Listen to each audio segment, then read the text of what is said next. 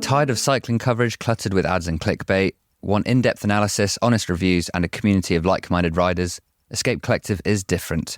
We're member-funded, so you are our priority. Get exclusive bonus episodes, insider newsletters, and connect directly with top cycling journalists.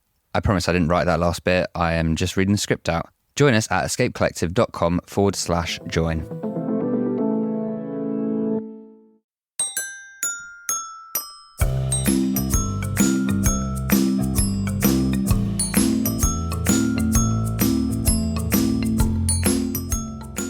Welcome back to the Placeholder Podcast, everybody. I'm Caley Fretz. Fantastic show for you. We're smack dab in the middle of the Giro. We've got a Pogačar who, I guess, sort of didn't win a stage on purpose today. Anyway, we'll get to that. We've got some flying parrots, the brothers parrots.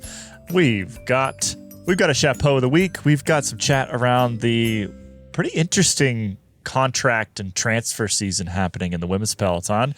And then we're going to look ahead to what's going to go on in the rest of the Giro here, because I think, we're far enough in now that we can start to make, if not some predictions, we can at least look at what the week ahead might hold based on how folks are riding so far. But let's kick things off with, I think, sort of one of the biggest questions remaining at the Giro.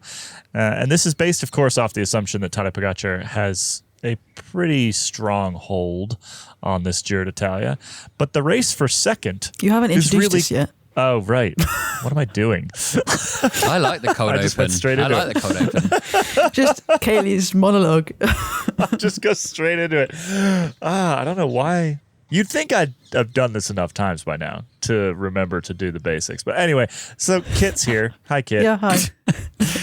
Johnny's in a park. Yeah. So we're not editing out that whole bit. Okay, great. I'm in a park. They've cut the grass. I've taken a hay fever tablet. I'm ready to go. Why are you in a park, Johnny? My internet doesn't work, which is quite crucial to do my job. But Caley, and I guess by extension Wade as well, hiring a Jonny Long without internet is buying the dip of Jonny Long, if I can refer to myself in the third person, which I already have now. Whereas when I have Wi-Fi, imagine the articles and the podcasts. It's going to be crazy. Oh, man. It's just going to be a constant flow. I can't wait. Well, yeah, Johnny's in a park. Kit is in your normal closet. Where are you? There's a bike behind you. I have a bike behind, 2 bikes behind me. Yeah, no, it's just it's in the middle of a building, so there's a window out onto a stairwell. It is a hole in the middle of a building, basically. I'm in my camper, and we're going to talk about the Giro. We're ready to go. Is that the intro done? I think we're ready to go. I think so. that'll do. Okay, let's talk about who's going to come in second. Because, like I said, I think who's going to come in first is, well, maybe not entirely a foregone conclusion. There's been some rumblings that Tadej Pogačar might have a bit of a cold at the moment. But as we'll get to in our sort of mini preview of the rest of the week, that may not really matter over the next couple of days. He may have a couple of days to kind of recover from that. But let's talk about the race for second. I think this is there's interesting stuff going on behind Tadej Pogačar, and I'll flip it over to you two. Who are you seeing in that group that seems, obviously you could look at the actual rankings right now, which is Danny Martinez in second, Geraint Thomas in third, Ben O'Connor in fourth, Cian Uijtenbrooks, who lost a bunch of time today on Tuesday, in fifth. But who in that group actually looks the best place to potentially take that second spot as we get to the end of the race? I wrote about this as of Sunday afternoon. It's a little bit different now because there have been, I think, up to 22 seconds given away here or there. Of those who were already in the top 10. But on Sunday evening, the gap between Pogačar and Danny Martinez in second was very close to the same gap between Martinez and who was the chap in 10th place. It's a little bit over, but and then second to fourth, there were only 59 seconds. O'Connor is only 59 seconds short of Martinez's time. So everyone's really quite close together in that top 10 besides Pogačar. So there is, so long as we don't have the habits of old being used by the likes of Ineos, who we've already seen in this race using those sort of traditional Grand Tour methods to just drag the peloton around and give UAE a break. There could be some good racing. And as we saw today, there are other classifications that have become relevant that haven't been for about, 3-4 years. I'm talking about the young rider classification. There are a couple of guys in that top 10 who are really, really, really, really keen to take home a jersey in a classification that for a long time we were talking about as being obsolete. So Tiberi, Enki and Uterbrooks. And Tiberi's team was doing a lot of work on that final climb today. And it kind of worked. Uterbrooks lost 13 seconds. So that, Tiberi has identified that there's some weakness there maybe on those long climbs. Unfortunately, Uterbrooks has also got a slightly weakened team again. Obviously, Koi wouldn't have been with him in the mountains, but he's, Jumbo-Visma Lisa bike is a little thin on the ground at this race. So I don't know. I think Martinez is looking really, really good. His best Grand Tour finish to date is 5th. So he's got a really good opportunity to finish 2nd. He's also got a reasonably good team. I think UAE is probably still on top of the team rankings. Besides, maybe but they're going to be doing so much work. They're going to be doing so much work. And then you've got Decathlon AG2R for O'Connor. Obviously, they've got a stage winner today who's a very good climber. His brother's also a very good climber. AG2R could do something. And O'Connor learned a big lesson on stage 2. Don't follow Pogačar. But he's a good... He's always been... since then, he's been where he needs to be. So there are, certainly those top 3. And then, in fact, the top 6... So the top 5 in the mere mortal standings are, they've all got something to fight for. And it could be, I don't know, it should be, fingers crossed, there should be some real good action if we can look past the man in pink. Second place at the 2024 Giro d'Italia is Geraint Thomas. He will be like at the Tour a couple of years ago when he was he kept on being increasingly 4th. I think by that 3rd week, he's going to just be increasingly 2nd. In UK football at the minute, there's a whole discussion with the Liverpool manager Jurgen Klopp retiring of how much more he would have won if Pep Guardiola, who's the Man City boss, hadn't been around. And I think you can say the same for Thomas. Like, he's so consistent. Like, you look at all the other guys in that top GC placings and you can see most of them having a bad day and just shipping a load of time, whereas Thomas gets detached and loses 20 seconds, 40 seconds, but just limits it. And it's like one of those, like an old diesel truck or something where it's got 100,000 miles on it already, and you look in second hand, you're like, this is a bit of a risk here. But then they don't build them how they used to. He can just keep going. You only have to make minor adjustments, maybe change a part here. And if someone beats him to 2nd, I mean, that's near. It's not as good as beating Pogačar, but that's an achievement, right? Yeah. He's also got. I mean, but you joke about him and the team. Well, his team. Playing Grand Tour leaders on stage 2 when Narvaez was in the pink jersey, but they have got a team of opportunists, and we've seen Philip Agana do a 4K to go flyer, kind of a doomed raid. We've seen Magnus Sheffield and another in a breakaway. Oh, who was it? Was it Narvaez again? Aronsman? He hasn't been in a breakaway, but anyway, they've got. So and they keep saying we want to get stages. We want to get more stages. And we've also saw, I think it was just before the Giro when Ineos, there was some story about Ineos swapping their mindset from marginal to maximal gains. So maybe we're not going to, there was a lot of talk about, the race 2nd. No, they're just going to consolidate and try and stay where they are. I think Geraint Thomas has been 2nd at the Giro before. Obviously, it would be great to finish 2nd. He's going to want to finish on the podium. I'm not naive enough to think he's going to go all in and finish outside the top 10. But of all the teams, it seems like this particular 8-man lineup does look like a bit more of a let's grab it by the horns and see what we can do sort of lineup. Kit, don't fall for the maximal gains. No, it's a trap. I was going to say, I don't think we ever gave Ineos suitable crap for that particular. I did. Written down. You wrote a whole story about it, but on the podcast, we never. I think it happened after we recorded last week. We took it with a massive pinch of salt, and we were like, yeah, I love it. It's just a completely absurd. It's just a completely absurd thing to say.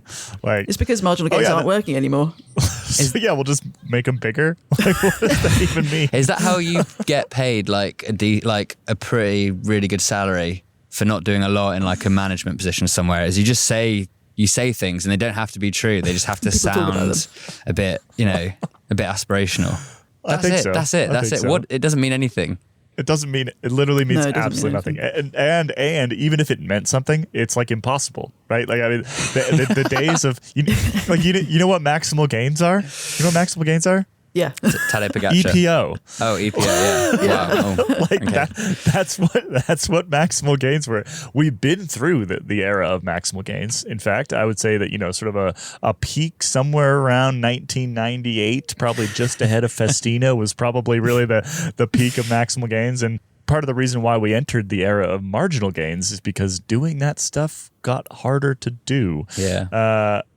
Okay. Fair Anyway, point. completely absurd thing to say. Which, I don't think we touched on it in an episode recently. To give context, it was the CEO John Allott talking to Patrick Fletcher of GCN in an interview, and the only question that remains unsolved is whether Allott had prepped that response and said it to himself in the bathroom mirror that morning, or if he just came up with it off the dome and then was just like, that sounds great, I'm a genius.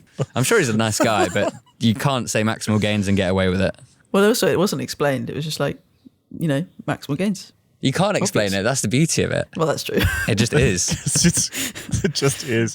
All right. Let's return to the return to the Giro here. So a couple things that came out of Tuesday's stage, which finished in Cusana Mutri, Boca della Selva. However, there's two different names for the finish of that stage. Anyway, mountaintop finish, won by the breakaway. But behind, a bit of GC action, and then some kind of chat from Pogacar. Two things stood out to me. One, he specifically mentioned for some reason that Tiberi has balls, and he expects him to attack a bunch more in the coming week, which I think is interesting. Tiberi is currently in, was it 5th, I believe, overall? 6th. Well, yeah, depends on sixth overall. how you're looking at it. Yeah, he's in 6th overall. 5th in the race for 2nd, I suppose. You are correct. And so I thought that was interesting because it's not necessarily who I would have thought he would kind of pick out. And then the other thing was in the press conference afterward, he kind of pretty clearly said that the decision to not ride for a stage win on that day was a diplomatic one. Was one where he probably could have taken that stage, right? A little bit more riding from his team and keeping that break a little bit closer. And he absolutely, it would have been exclusively a GC day as opposed to a breakaway day. And I just found that really interesting. And I guess the question is it a diplomatic thing? Is he just trying to give somebody else an opportunity to win? Is it trying to make friends in the peloton, right? Does this put Decathlon on side with UAE potentially going forward? Possibly. Or is it just a somewhat more cynical kind of no, he's saying, yeah, I could have won, but in fact, he needs a rest day. Maybe he's got a little cold. Maybe he's just looking ahead to a difficult third week of this Giro d'Italia. I just thought it was an interesting quote to come out of that.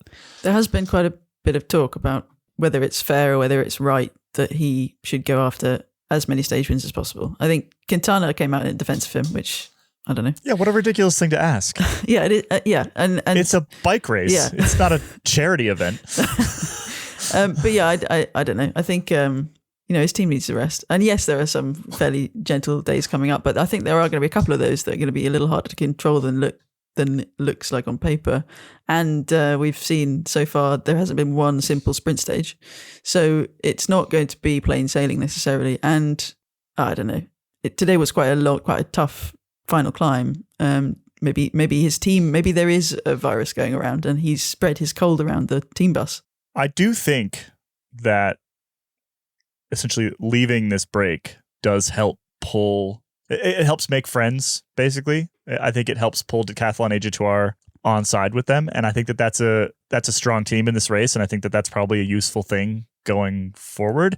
I mean, if Ben O'Connor is sort of within striking distance of the podium or second or third place or whatever, which is realistically about as high as probably O'Connor even himself would think that he could go in this race. Having Decathlon available to help do some pulling later in the race, I think is a key thing, and that's also interesting because this is not a team that we would have placed in sort of top couple teams in almost any Grand Tour anytime recently, but they are a very, very strong team this race, and it's as Kit, as you put in the run sheet, thriving in their post brown shorts era. So what has changed for them other than the move to black shorts? Well, I mean, I would like to add, seeing as we are a grown-up podcast, that Sean Kelly brilliantly, well, on live coverage, I don't know if you heard this, Caley, over your side of the pond, but he called them shitty shorts.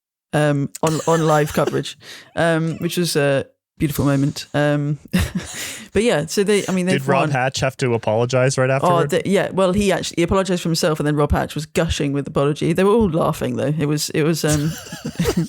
I think Adam Blythe is in the booth as well, so that doesn't necessarily help things with the. We do get the same commentary as you guys now because we get it on Max, which is the same as Eurosport. So we used to, like, when it's NBC, we get the American version. We get, Bob Earl and Christian Vanderbilt, Right. but yeah, we get the Rob Hatch, Sean Kelly show, which is great. Yeah. So it in their post Shitty Shorts era, they have already won almost as many stages as they have almost as many wins up to May 14th as they had for the whole of 2023. And there's wins from all sorts of different people as well. I mean, Benoit Cosnefroy cannot stop winning at the moment, it seems like. And yeah, he's doing 1.1 and 1 pro races. They're quite a big deal. And then you've got Ben O'Connor winning things, Paul LePera, the Parapancha brothers. They're not weighed down by the Brown anymore. Jesus Christ. Oh my, Kit. Oh my. I would like to add, I really liked the brown shorts. Yeah, same. I love the brown shorts. I have a full replica AG2R kit from like 2019 or something. Oh, you need to bring that to the tour. I should just rock it. I should. My little early morning ride. I'll pop out in the AG2R kit someday. A couple of things. On Decathlon AG2Rs sort of being not rubbish anymore.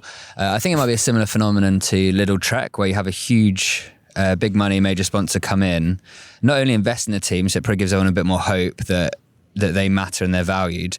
But what it also does is you realise that things are afoot at your team and that you are going to have to really, really put in extra effort to maintain either your place in the team or the hierarchy. If you don't perform, then they will go out and buy other leaders.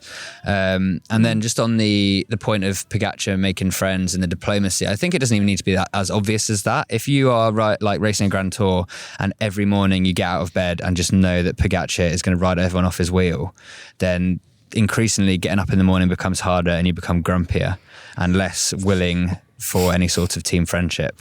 So I think it's maybe that more than actual deals being made. It's more just like, let's keep everyone's spirits up and make sure everyone is having as much fun as they can. And the sickness thing in the Giro, I swear this is a thing that happens like when people start losing hope in the actual GC race of a Grand Tour and suddenly like riders get sick all the time. They are thin little men who exercise too much and don't eat enough. That's just, and they're riding in like the rain of the Giro often. So you're just going to get sick. Yep. You're going to get sick. That's how it works. And Olav Koy, there's a potential sprint stage tomorrow, but Olav Koy is of that age and, not even of that age, but this is his first Grand Tour and he's a sprinter. He's got a lot of mountains in his legs. It would not be uncommon for a few years ago, probably until Pogačar came along and took 3 stages of this very first Grand Tour in 2019. It would be very normal for young riders, even if they were doing pretty well, to go home on the rest day. I imagine that's probably not the case with Koy. Or just sprinters. Yeah. Mario Cipollini didn't really finish. How many Grand Tours did Mario Cipollini finish? Hold on, while you guys talk, I'll pull up that stat.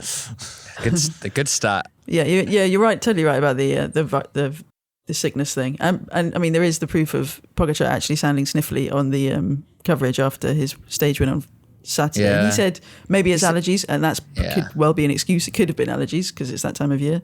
But if he's got a cold and he's recovered every few days, then that's just fine. I wouldn't have had him down as like an allergy guy, but in the same way that I wouldn't have had him down as someone who couldn't like throw a bouquet of flowers off of a podium when you see when he did that the other day and hit the roof.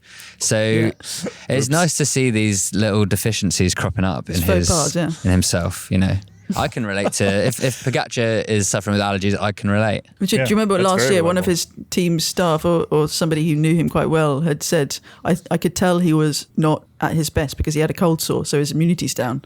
It's like, okay, so you can pick up on these things. He does have flaws sometimes. I think might have been Alan Piper, who wasn't with his team at the time, but he was on, I think he was on the commentary one day or was speaking to somebody and said, I was watching him and I think I could tell from his visage that he was maybe a little bit undercooked. And we found out that he was. Visma Lisa Bike immediately goes out and hires a chief cold sore identification officer. for next year's Tour de France. Just keep an eye on what Pogacar's face looks like. Everyone's lips. Yeah. The stat I was looking for: Mario Cipollini started 27 Grand Tours. Do you two have a guess on how many he finished? 10? How many did you say? 27? Yep. 5. Johnny's closer. 6. Wow. 6 out of 27. Good for him. Yep. Yep. It's just like, but he also won. He won stages in. He won a vast number of Giro them. stages, didn't he? He won at least one stage in 1, 2, 3, 4, 7, 8, 9, 10, 11, 12, 13, 14, 15, 16, 17, 18, 19 of the 27. He won. Can you won click on his 42 profile? stages at the Giro. 42 stages at the Giro. See, when people talk about the Giro or Grand Tours being boring or the dominance question, blah blah blah, Mario Cipollini won 42 stages. That doesn't get much more boring than that. And I think that we are obligated to say that he's also a terrible human being. Oh, yeah. So, before we move on from Mario Cipollini, I'm glad he didn't finish the Giro ever. He is, he's a real POS. All right, AG2R exceeding expectations. Valentin Palapentre won a stage on Tuesday. That last name, despite the fact that Ben O'Connor called them the Parrots, it does not mean parrot. It means a sled painter or sledge painter, like a very specific type of an alpine sledge, mono ski alpine sled. Apparently, there's your random fact for the day. I guess to sort of like to wrap this initial discussion all the way around, and the AG2R discussion, etc. Do we feel like Ben O'Connor is in a pretty good spot? To me, it feels like a 3-way race for second between Geraint Thomas, Danny Martinez, and Ben O'Connor. Right? They're currently in second, third, and fourth. It would make sense. Keanu Itterbrooks did not look particularly good today. Only 2 of those riders can actually end up on the podium, and I think that those 3 are going to be watching each other like absolute hawks over the next 2 weeks, week and a bit. Because, at some point they will stop racing for first and they will just start racing each other for second. And hopefully that doesn't have sort of a detriment on the quality of the racing. But that's kind of my concern. And I think that those 3 are going to be the ones in with a shout. I am a huge Ben O'Connor fan, but the problem with Ben O'Connor is there is always disaster lurking around the corner. There is the time trial, something went wrong. He follows Pogacar, just loses, has a bad day. I wouldn't say he's not too nice, but I think Geraint Thomas is just so dependable, and you winded him up and just let him go at his own pace. Danny Martinez, he does fall off quite a lot though. He does fall off. Yeah. Danny Martinez, on the other hand, he's what does Ian call him? He's the what's he, the magician something? I can't remember. But anyway, he's a bit more cunning, isn't he? He's got that mustache. He's got some there's some bite to him, when he was shouting at Bernal to get him up that climb, there's a lack of sort of placidity. I'm not sure if that's a word that Ben O'Connor has. Ben O'Connor, things happen to him. Yeah. Maybe that's Valentin unfair. Palapentre looks kind of like a tiny pirate as well. Well, you posted there's this in Slack. There's a preponderance of tiny pirates. And most of them are French. Most of them are French, and they all look like tiny pirates. I mean, Alaphilippe is a bit of a tiny pirate. Yeah. Who else? Bergadou. Bergadou is a tiny pirate. Bergadou just looks like Alaphilippe, who looks like a tiny pirate. So, tiny pirate. There'll be other ones.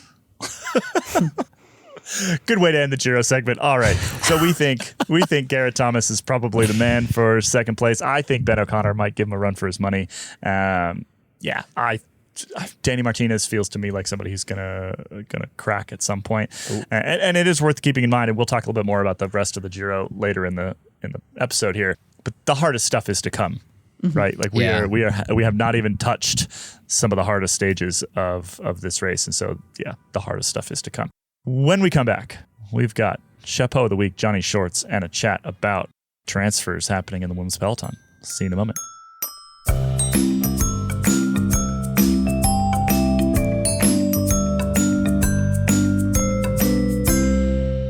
Welcome back, everybody. Johnny, do you have a chapeau of the week for us this week? I always have a chapeau of the week.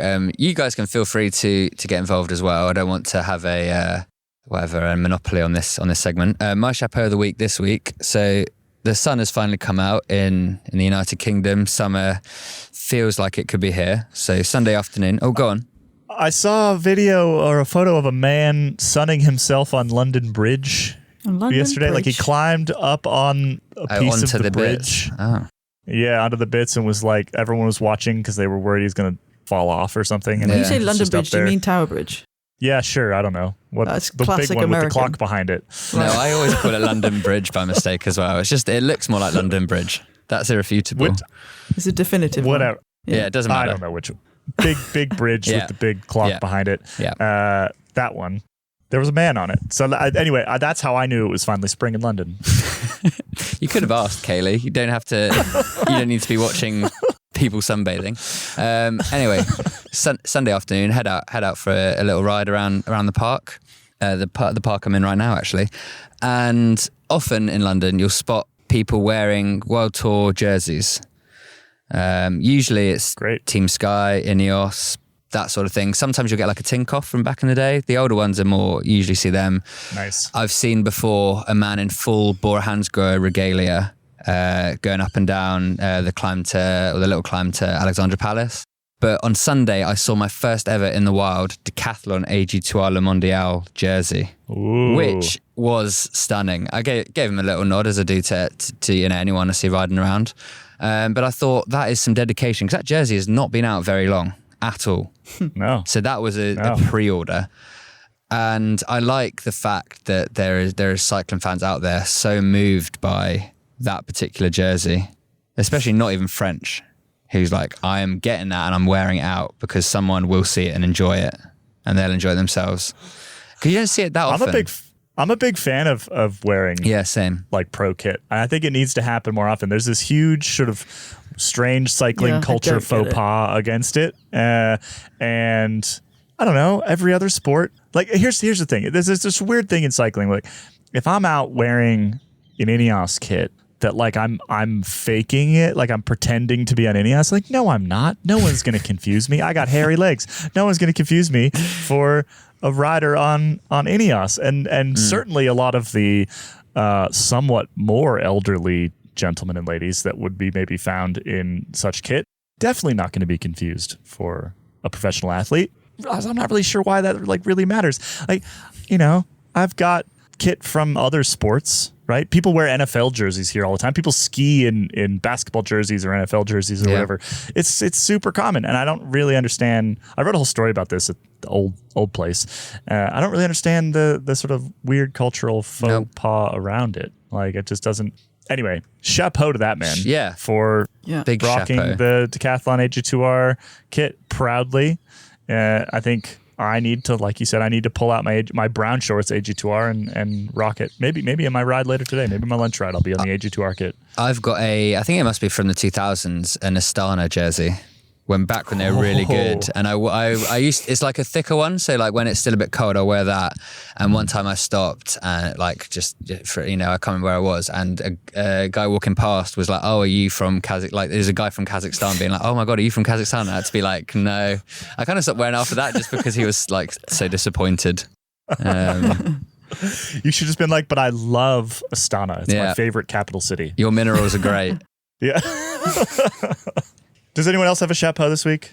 Kit, did you come prepared with a chapeau? I didn't. I tried to come up with one, but it's okay. You don't force the chapeau. Number one rule of chapeau of the week. I was trying to think if I've seen anyone around Edinburgh in a pro jersey, but there are a couple of incredibly incredibly passionate clubs that have a lot of great kit. One of them is called Ronda, as in Ronda van Vlaanderen. But also, usually people are wearing jackets. Yeah, so good you point. can't see them.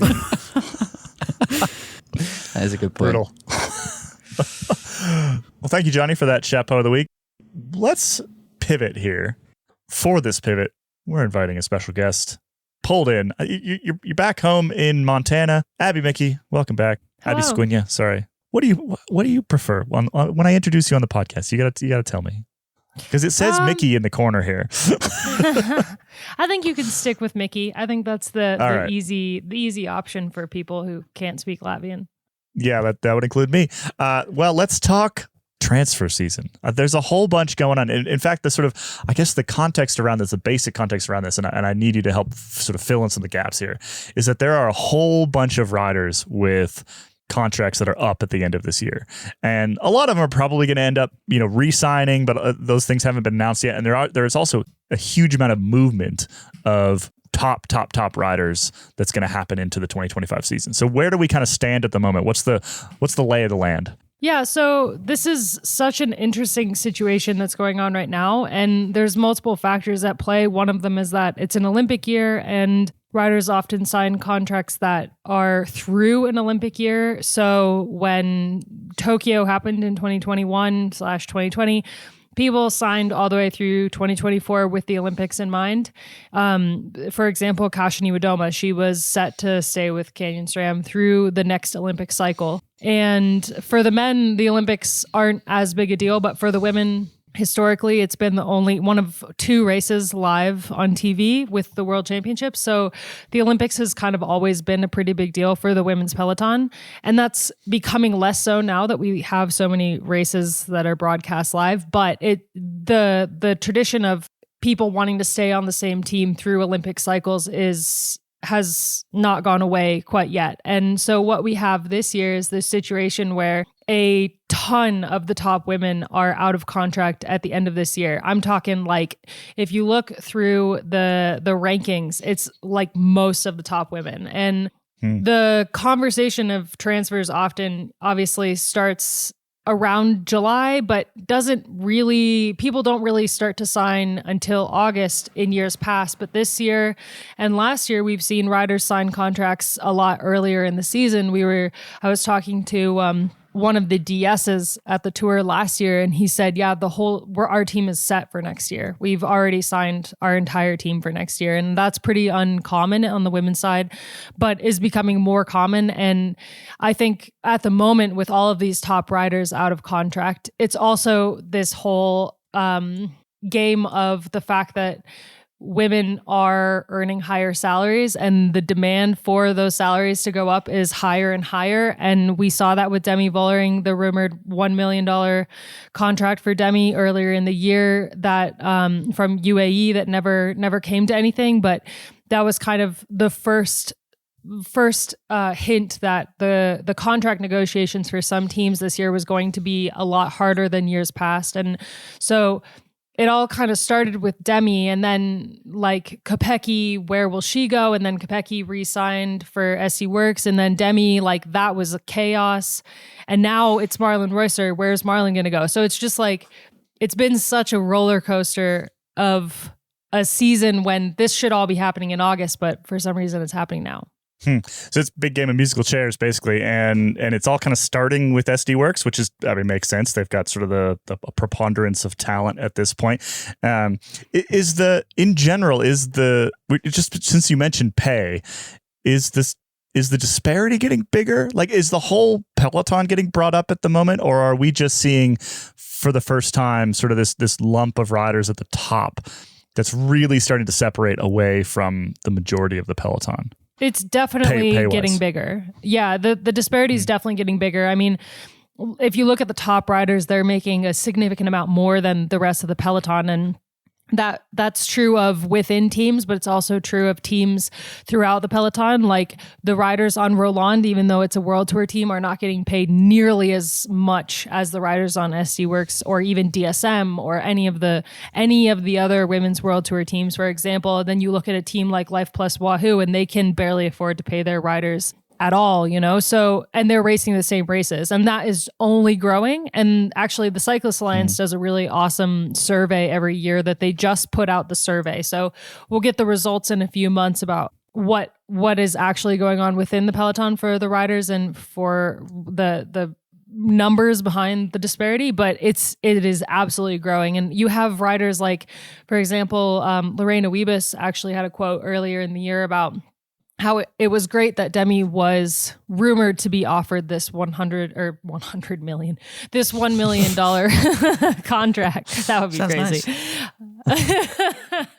The rumor that she'd been offered this $1 million contract, and Lorena was like, "That's awesome. She's worth it, but you have to pay the riders that help her get onto that podium a similar amount, and teams can't do that." And so it's interesting coming from Lorena Wiebes, one of the top riders in the world, even the riders are seeing that disparity regardless of how much they're getting paid. And I think it will become a bigger problem before it becomes a lesser problem. I do feel like at least there's a halfway functional sort of riders union on the women's side, right? That hopefully will kind of help hold that together. I mean, if you look sort of over to American sports, that's one of the things that, there's different systems, there's a salary cap, but there's also like really quite high salary minimums and things like that in a lot of those sports. And a lot of that is because of the efforts of those sort of big unionized athletes groups and things like that. So to return to sort of the original question here, there's a whole bunch of riders out of contract at the end of this year. There's a massive pile. I was just cruising through some of the list on First Cycling,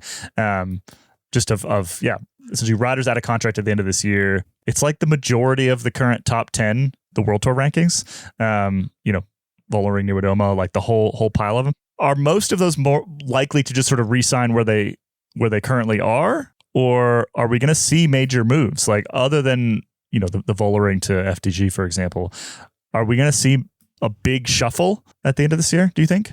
That's one of the big questions. And I think actually we will see a big shuffle from kind of rumors that I'm hearing on the ground. And also, obviously, the transfer market whisperer, Dan Benson, he's got the scoop.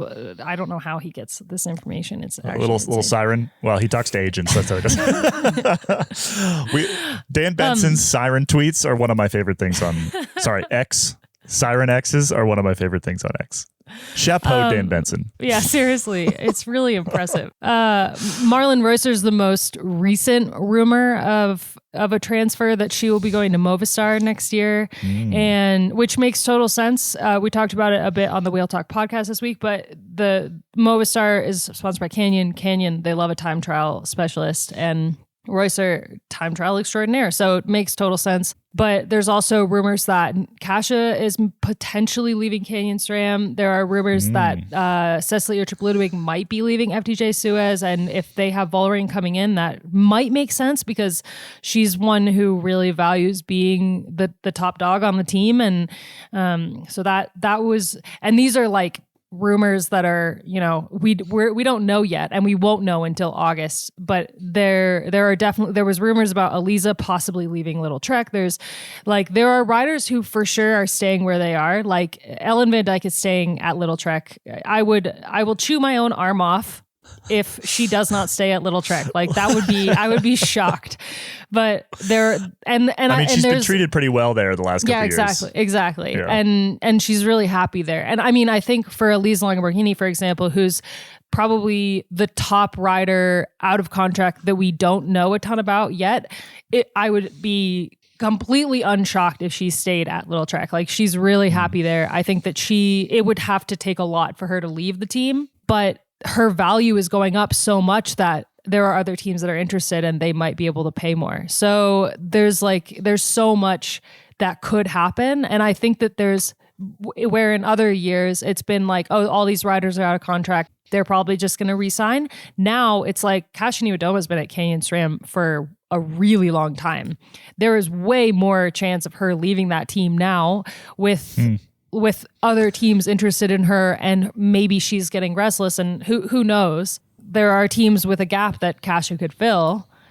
I think it's more likely that we're going to see a real reshuffling of the peloton next year. Yeah, Abby, my question was about Little Trek and them having Elisa, Lizzie Deignan, Ellen Van Dijk out of contract. Obviously, with Little Trek, and even on the men's side, you see a lot of riders re-sign like year after year after year, because you do get the sense that they're obviously you have close ties to the team, but they do seem to be one of the teams that probably treats riders better, like across, if we're going to take an average of both pelotons. But have we ever had a Little Trek, like one of their top riders, leave on the women's side for another team? Like I can't think of them losing like one of their big riders so far. I mean, the team's not that old. Yeah. It's only been around since 2019, so a new team. But no, it's never happened. I think part of that is the culture of the team, and again, I would be shocked if any of their top riders left. Like, blow me over. I would be on the floor. I would be totally shocked. But does that? I don't know if that translates. That's what I know. I like it. I like how surprised you are at even the prospect of this happening. Like you're taking the edge off if it does actually happen. We will, when it does happen and the news breaks, we will need to call you up immediately to get your live reaction. But She'll be blown over on the floor. yeah, it would be silent. Well, you'd hear like a and then it would just be silent. But also we've never seen a big top name rider leave SD Works ever. They have every single rider who's ever been on that team and been a winning rider on that team has stayed at that team until their career ended. And Vollering is the first rider that we have ever seen at the peak of her career leaving. And that's happening because another team was ready to put more on the table and value her more than SD Works was. And so even though I would be really, really surprised, it's never out of the question now because the value of these riders is like fluid. It's changing every single day. And for a rider like Elise Longo-Borghini, she's the most consistent rider in the peloton, and not just this year, like literally every single year. Look at her career. She was third in 2 Olympics so far, and she's like never slowed down. And so I think like Little Trek, they do have an amazing environment, and they have a lot more money with Little coming in, or with Little now part of the picture. But it's still just this situation this year where there are so many factors that it's like almost terrifying to think what the peloton is going to look like in February of next year when we get to the opening weekend, because I'm not going to be able to write a preview. It feels very healthy to me because it feels like for the first time since I've been covering the sport, certainly, that there's a true market, right? There's real competition for the top names. Like you say, before SD Works, like who was going to take a top rider from SD Works, right? Like they paid really well and they had this great support structure and they had all the other riders to support you, winning lots and lots of bike races. Like if you're Anna van der Breggen, why would you ever leave, right? And she still hasn't left. Yeah, exactly. and that's really changing for the first time. And I think that's why this story this year is so interesting, because the dynamics between teams and the sort of the number of teams that have the cash to potentially pull in a truly elite rider is so much greater than it was 4 or 5 years ago. Part of the Tour de France effect, part of just the sort of ongoing growth of the sport. But it makes that story even more interesting. Is sort of like this is essentially a symptom's not the right word, but a end result of the essentially the amount of cash that's in that side of the sport, which would be like many times what it was a couple of years ago. I think it's exciting personally, and to see, and the idea of having Rusa and Vollering and Kopecky and Longo-Borghini, not moving, but we don't think. But maybe, to have all these different, we'll see. But to have all these different, I mean, and that we're having this conversation now after after Zulia Women, which has been running for 3 years, 3 stages each year. Every single stage has been won by an SD Works rider. But this weekend, and in fact, in all of those stages, they were all won by riders who are likely to move from SD Works. So Vollering won all of them in the first year. 2 out of 3 in the second year. Rusa took over that mantle. And then you've got Misha Bredewald. And then Vollering wins the final stage. And so it's good news for the Tour of the Basque Country, for Zulia Women. And then you've got Evita Muziek, who has suddenly got a load more confidence at FDJ. And having Vollering there, maybe she'll be second fiddle. But that often, just look at, at Little Trek. You've got riders, you've got multiple leaders. And at SD Works, obviously, you've got multiple leaders, and that makes for a really positive environment. Where then maybe we'll have, and this year has been less of the SD Works show, but I think it can only be a good thing to have a bit of a democracy in the leaders. Plus, transfer talk is fun. It depends on the team, and it depends on the riders. Yeah. There are some leaders who don't love to share leadership, and they would rather be on a team where they're the sole leader. And there are some riders who love sharing leadership, and I think Evita Muziek is one of those riders who's going to be super happy to have Vollering to learn from, and also to like bounce off when they're up climbing up mountains together. So it's going to be I can't wait for next season. It's just going to be amazing, and there's going to be so much more talent spread across the teams as well, especially if you have like Reusser and Vollering alone means that there is going to be power distributed more evenly over teams. And then if you like factor in all the other riders, that are potentially also moving around. It's just like the racing is going to be a completely different beast in a year, possibly, maybe. I like the way that you frame that, because the power being distributed, because the way I think about it is like the actual watts being distributed. Like Marlon Rose's watts are going somewhere else, and they're going to do different things now. Yeah, I mean, just to put some numbers on it, you mentioned this in brief earlier, Abby, but it's 7 of the current top 10 in the UCI ranking are out of contract. 7. So only 3 of them is currently sticking around. That's unheard of, and it's going to shake things up really dramatically. So, and does that include Lotte Kopecky, who's signed a new contract? Kopecky is not on that list. Oh. So 8 out of the 10 then, probably. You could probably say. Well, basically 8, yeah. Well, Wiebes also just re-signed. There we go. So... So really all insane. Of them were 2 weeks ago. Yeah. So this is a story we do absolutely want to keep an eye on throughout the year. As always, you can get lots and lots of even deeper analysis with Abby and crew over on Wheel Talk. You should make sure you check out that podcast if you don't already. And we'll have Abby back on to chat through this, because I think that August, it's going to be Dan Benson's favorite month. He's going to run out so many sirens out. Emojis. He's going to have to buy more. All right. Thank you for joining us, Abby, and we'll see you in the next one. Thank you.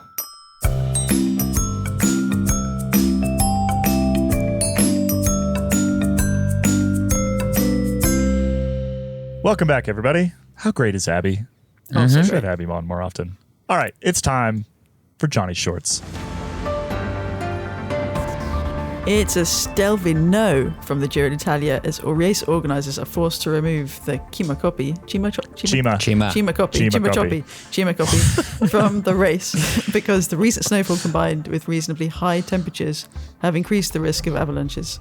The new highest point of the race now becomes the Gioggio di Santa Maria, standing at 2,489 metres.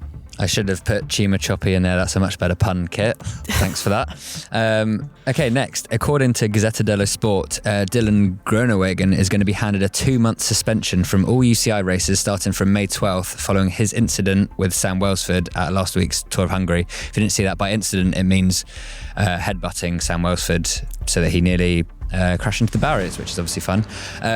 Unconfirmed reports followed that Caleb Ewan was apparently seen skipping around the Jayco Lula bus as he could now potentially race the Tour de France in Groenewegen's presumed absence. Cue Caleb Ewan leaving on the second rest day of the Giro d'Italia.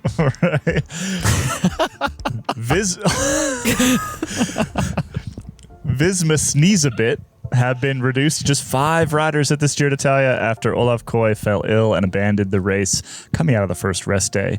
His sports director, Mark Reef, says there is a lot of coughing and sniffling in the peloton. Dutch journalist Die Stilneveld also reporting there is a virus going around the peloton at the moment. Which we did speak about. Loaded. Virus.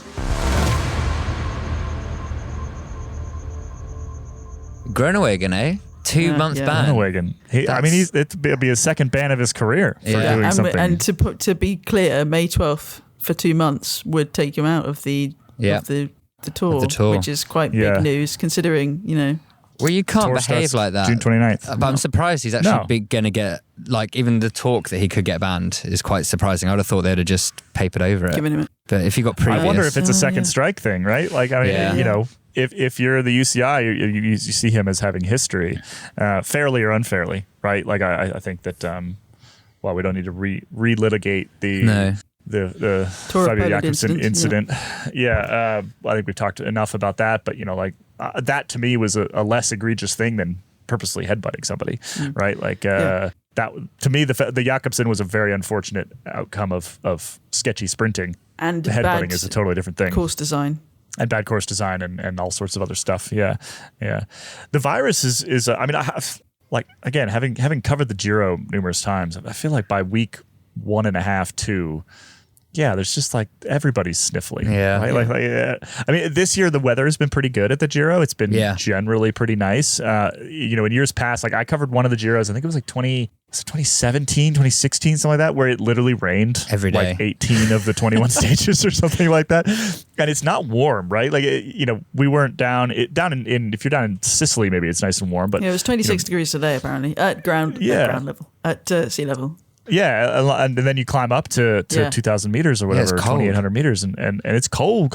I mean, I posted a string of photos on Instagram the other day from one of the early Giros I covered. I think it was 2013. Riders at the top, it was nibbly at the top, just covered in snow, right?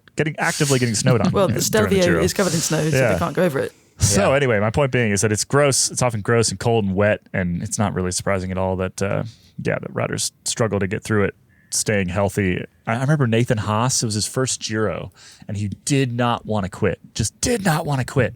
And he had, I think it was gastro problems, and he went like 4 or 5 days just like barely hanging on to the back of the field, couldn't keep any food down, just absolutely miserable. Ended up dropping out eventually. But like that's the kind of thing that these riders, they go through these things all the time at Grand Tours. I think it's actually relatively unusual to get through a full 3 weeks staying fully healthy. So anyway, not surprising that there's a virus cruising through the peloton. Hopefully it's just sort of a cold, right? And it you can kind of ride through it. I know there's not any COVID testing happening, so who knows? Who knows what it could be? Anyway, last on our list today, we want to look ahead to the rest of the Giro, right? Because it's so by the time you're listening to this, it'll be Wednesday-ish, May 15th. A sprint stage won by Caden Groves. That's just a guess. That's who I have in my Giro fantasy picks for our fantasy game. So we're just gonna pretend that Caden Groves won that really good sprint, and I'll either just ahead of Caleb Ewan. Really good. Yeah. Johnny Milan, incredibly dangerous. That mechanical in the last 5 kilometers, that just really cost him. There's a reasonable chance it'll be an ordinary-ish sprint stage, although obviously it's not a Tour de France sprint stage where it's pan flat the whole day. But it's because you always have to take the Giro profiles with a slight pinch of salt, because if you look at it on paper, it looks brutal in the huge first fake half, climbs. but it's actually only 400 meters of climbing on that third cat climb, and it's 5.4%. So it's not mental. It's not as bad as it looks. But yeah, it's choppy for the first half, and then there's to stop you. By the time they listen to this, it's gone. Yeah, fair enough. That's a good point. Kit's just excited Let's for a look sprint further stage. ahead. Let's look further ahead. Okay, well, and so after Caden Groves has won the stage, lovely seafront finish, beautiful. We then got what could be a very interesting stage, which Pogačar again, maybe he'll have had another day off, and his cold will be very very much gone. Again, it's lumpy, but it's not crazy lumpy. But the climbs are a bit steeper, and the last one is in the last 13-15k. But crucially, the last 5k are very technical in this seafront town. So it's not going to be a big group. It might be a breakaway day. It's 194 kilometers. Only trouble is the first little while is quite flat, so it's not particularly conducive to a large breakaway getting away necessarily. But so that's one to watch for sure. And then you've got a Tour de France staff sprint stage, which is flat as a pancake. On Friday? On Friday. Oh, good. That will ease us into the weekend. That's lovely to hear. And the weekend eases us into the weekend with a 31-kilometer time trial. So Saturday, go for your big ride this Saturday, because Sunday is going to be that's mad. the big one. Okay. That's the big one. The longest stage of the Giro. And it's the one that finishes at Livigno after going over 4.5 climbs. It's one of those double header first cats to finish. So that'll be a good one. And it's something like 50k of climbing that is with 3 climbs contained in it to finish. So the weekend will end with a bang. Coverage starts for me at 9 a.m. So you know that it's going to be a big day when it's... oh my God, 9 a.m.? 9 to 5 9 a.m. I mean, that's the breakaway. Like when I watch the Giro. that is the coverage. So there'll be a bit of jump, bit of chat. That means it starts at 3 in the morning for me. Surely the race must start at like 10 a.m. Yeah, it'll be something like that. But still, and they're climbing fairly soon into the stage. If you need to wake up on Sunday morning, just turn Eurosport on, and at 9 a.m. they'll all be shouting at you and just shock you into the start of your day. Predictions are winning. So there's also a time trial in there. Saturday's the TT, Yeah, which I think is worth mentioning from a GC perspective. Yep, and it's Right? flat comparatively to the first time trial. 31K. 31K So Ghana flat. is looking good for it. Let's hope. Yeah. I could do Ghana- with Ghana winning a stage. If Pogacar beats Ghana in that time trial, does Ghana just give up? He's like, Yeah, right, Olympics will be my last thing, and then I'm done. This is pointless. Yeah. I did see, so from the first TT, where obviously Pogacar beat Ghana, Ghana was ahead at the bottom of the final climb, and then apparently from the sort of power estimates that were put out, Pogacar and Ghana did roughly the same power up that final climb, but Ghana weighs 20 kilos more than Pogacar does. And Ghana hadn't been recovering in the kilometers before you've still got to be racing pretty hard to win the stage, even if you have been recovering before you go up a massive climb. Well, go up a climb on a time trial bike at that So pace. can I add a chapeau? Yeah. It's never too late for a chapeau. Okay. Because I'm cruising around the Giro d'Italia website right now, and I hadn't noticed this previously, but they've done some sort of like connection with Strava, and so every stage that you open, you can get the actual like Strava sort of file. Oh, really? You can even download the GPS. So like if you were over there to watch the race, for example, you could go ride it. You pull the GPS. Oh, nice. You can also see who's done the climbs before. There's a Strava club. I've just joined the Strava club. I'm going to join the Strava. Join club. What does that get me to? I get more Amore Infinito. That's exciting. Anyway, chapeau to the Giro. Like, okay, Chapeau to the Giro. This is a bit of a tangent here, but Italian web design is really special thing. Like if you spend any time sort of popping around on Italian websites, it's gotten better than previous, but like 2016 Italian web design was like just Flash and stuff that didn't work and like autoplay music and like all kinds of insanity. And it's still a little bit like that. So like the current Giro site, for example, I'm trying to just look at the route, but the entire top third of the page is just taken up by the menu that won't go away. There's some things like that. But anyway, I wanted to doff my hat and say chapeau. What's the equivalent of what's chapeau in Italian? Don't know. Caley, you know how in Belgium you were like, I'm really embracing you're really embracing your dad core now that you're a father of two. You giving a chapeau for web design is just an concentration of that. Looking at a website and being like, God, great web design, guys. Well, I wouldn't say great web design. I would say acceptable Improved. web design. Okay.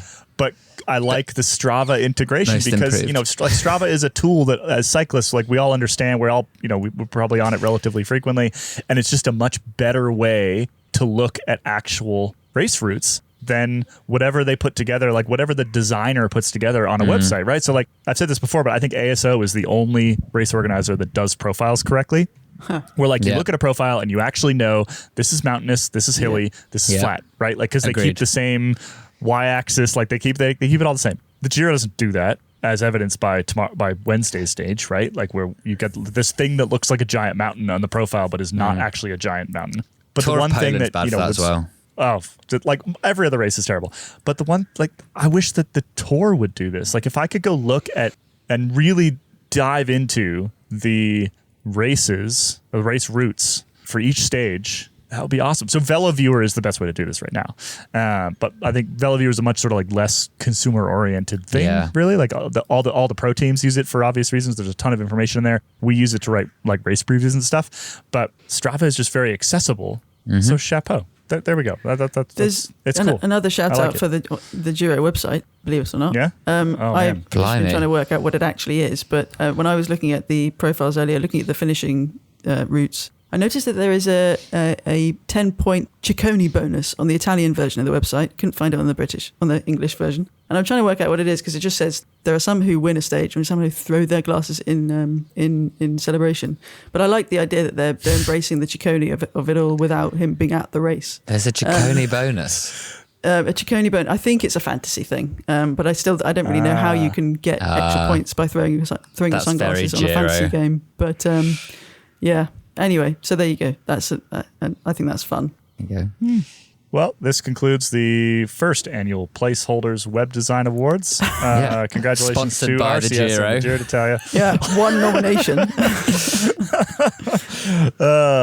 All right. So yeah, big stuff coming up this week. TT on Saturday, and then the big mountain stage on Sunday. Make sure you don't miss either of those things. In After Dark today, we're going to talk a little bit about Pogacar's beer. And Jonny has brought some science, and he's going to tell us whether this is a good idea or a bad idea. It's a little bro science, maybe.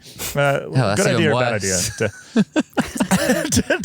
to have a sneaky lager in the middle of the Giro. So if you are a member, hang out and we'll keep chatting. And if you are not a member, first of all, what are you doing with You're going to miss it all. Make sure you head to escapecollective.com/member. We know you're out there. That's we can singular. see you every week listening. We can see you.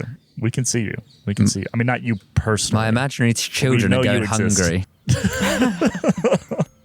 Head over to escapecollective.com/member. We'll see you next week.